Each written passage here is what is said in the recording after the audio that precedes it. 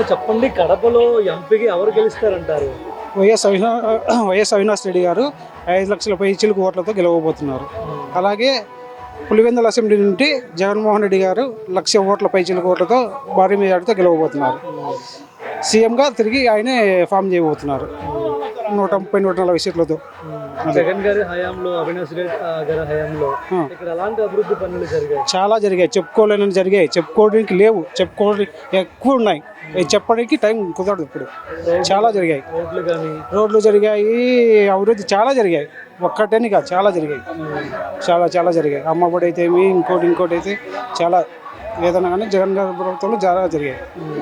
మరి కడప పార్లమెంట్ నియోజకవర్గానికి సంబంధించి షర్మిల కూడా ఇక్కడ పోటీలో ఉన్నారు. ఎన్నికలు ఎలా ఉండబోతున్నాయి? మరి లేదండి, మాకైతే ఆమె టార్గెట్ లేదు, మాకైతే పోటీలో ఉండేటే కాదు ఆమె.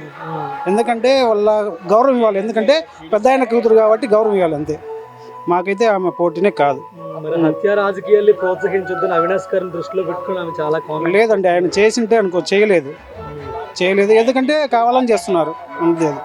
ప్రజలు ఏమనుకుంటున్నారు అసలు ఈ విషయం గురించి? ప్రజలు ఏమనుకుంటున్నారు, అమాయకుడు అనుకుంటున్నారు. నేటి రాజకీయ యుద్ధంలో కొత్తగా పార్టీని స్థాపించి ఢిల్లీ పీఠాన్ని ఢీకొట్టినటువంటి ఏకైక నాయకుడు జగన్మోహన్ రెడ్డి గారు. కానీ ఈరోజు కుళ్ళు కుతంత్రాలతో చిన్న పార్టీల వ్యక్తులతో కూటమితో బయలుదేరి ఆ కూటమి అంతా జగన్మోహన్ రెడ్డిని ఓడించాలని ప్రయత్నం చేస్తున్నారు. ఇది ముమ్మాటికి జరగని పని. ఎందుకంటే కూటములలో వారే నమ్మకం లేకుండా పోతున్నారు.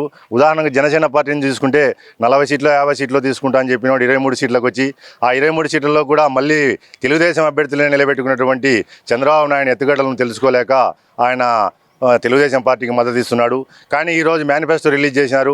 ఆ మేనిఫెస్టోలో ఈ కూటమిలో ఉన్నటువంటి బీజేపీ పార్టీ అయితే ఏమని చెప్తుంది, మాకు ఆ మేనిఫెస్టోకు సంబంధం లేదు, వాళ్ళు ఇచ్చేటటువంటి మేనిఫెస్టో అంతా ఆ బూటకముది, ఎందుకంటే 2014లో చేసాం. కాకపోతే ఈరోజు పవన్ కళ్యాణ్ అనేటటువంటి వ్యక్తిని నమ్మి మేము తెలుగుదేశంతో పొత్తు పెట్టుకోవాల్సిన పరిస్థితి వచ్చిందని బీజేపీ వారు కూడా ఖండించడం జరిగింది. దీన్ని బట్టి చూస్తే ఇప్పటికే జగన్మోహన్ రెడ్డి విజయపథంలో ముందుండాలని తెలియడానికి ఇది ఒక్క ఉదాహరణ కూడా మేము తెలియజేసుకుంటున్నాం. 2024లో వైనాట్ 175 అనేటటువంటి నినాదంతో కుప్పం నుంచే గెలుపు స్టార్ట్ చేసి పులివెందుల దాకా కూడా అన్ని స్థానాలు గెలుచుకొని మళ్ళీ ముఖ్యమంత్రిగా వైఎస్ జగన్మోహన్ రెడ్డిని తిరిగి సీఎం సీట్ పీఠంలో కూర్చోబెడతామని తెలియజేసుకుంటున్నాం. జై జగన్, జగన్మోహన్ రెడ్డి గారి నాయకత్వం. మాది పులివెందుల నియోజకవర్గం. నా పేరు బ్రహ్మము. జగన్ సార్ అభివృద్ధి బాగా చేసినారు. జగన్ సార్ ఈ 2019 నుండి 2024 వరకు క్షేమంగా ఉన్నారు. ఆయన అభివృద్ధి కూడా బాగా చేసిన పులివెందుల కానీ మేము నాయ బ్రాహ్మణులు నెల సంవత్సరానికి 10,000 పడింది ఆయన వల్ల. రజకులకు కానీ అందరికీ పడినది. సాబు మొత్తం అమ్మఒడి మొత్తం అన్నీ అందినాయి. రాష్ట్రంలో అంతకలా అభివృద్ధి బాగా చెందింది సార్ది. పిల్లల స్కూల్ అమ్మఒడి కానీ మొత్తం అంతలకలా బాగా జరిగింది. 1,00,000 పైన వస్తుందని మా అంచనా. 1,00,000 పైన మెజార్టీ వస్తుందని మా అంచనా.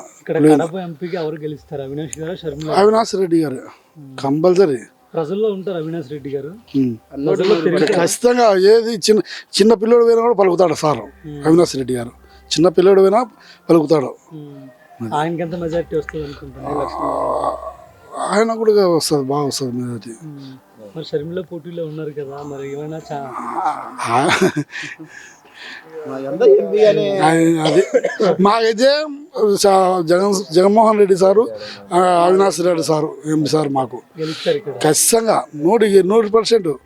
సార్ చెప్పండి, కడప ఎంపీకి ఎవరు గెలిచే ఛాన్స్ ఉందంటారు? అవినాష్ రెడ్డి గారు, షర్మిల గారు? ఇంకా మీకు డౌట్గా ఉంటే ఎట్లా?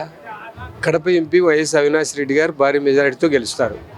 షర్మిలమ్మ ఇప్పుడు వచ్చింది, వచ్చింది, ఆమెకు ఫౌండేషన్ లేదు కదా, ఎలా గెలుస్తుందని అనుకుంటున్నారు? ఖచ్చితంగా అవినాష్ రెడ్డి సార్ 3 లక్షలకు పైన గెలుస్తాడు, 4 లక్షలు కూడా గెలుస్తాడు. ఆమె రాజన్న బిడ్డ అంటూ ప్రజల్లోకి వెళ్తున్నారు. రాజన్న బిడ్డ అంటే ఇక్కడ వేరే జగన్ సార్ లేకుండా ఉండింటే రాజన్న బిడ్డే. జగన్ సార్ ఉన్నాడు కదా, జగన్ సారు మెయిన్ రాజన్న ముద్దుల తనయుడు. ప్లస్ ఆమె ఎక్కడో తెలంగాణలో పెట్టేసి మళ్ళీ ఇక్కడికి వచ్చింది. ఎట్లా ఇప్పుడు దీన్ని ఏ విధంగా బేస్ చేసుకుంటారు జనాలు? 100% జగన్ అన్నకే మొగ్గు. అసలు ఆమె షర్మిల పోవడమే చాలా పొరపాటు. అంటే ఒకే కుటుంబం నుంచి ఇద్దరు పోటీలో ఉన్నారు, కానీ అవినాష్ రెడ్డి గారి పైన చాలా ఆరోపణలు వాళ్ళ కుటుంబ సభ్యుల నుంచి వస్తున్నాయి. షర్మిల ఆరోపణలు చాలా విధాలుగా ఉన్నాయి. ఎవరికి తగ్గట్టు వాళ్ళు మాట్లాడుకుంటున్నారు. ఈ ఆరోపణలు అనేది కరెక్ట్ కాదు. ప్రజల్లో ఎలా ఉందంటారు అవినాష్ రెడ్డి గారి గురించి? అవినాష్ రెడ్డి గారు చాలా సౌమ్యుడు, ఎవరికి తెలియదు. ఇది చాలా సౌమ్యుడు, ఉత్తముడు. ఆయనకి ఇలాంటి దానితో ఏమి సంబంధం ఉంది? అవినాష్ రెడ్డి గారికి కూడా చిన్న ఆయన కదా.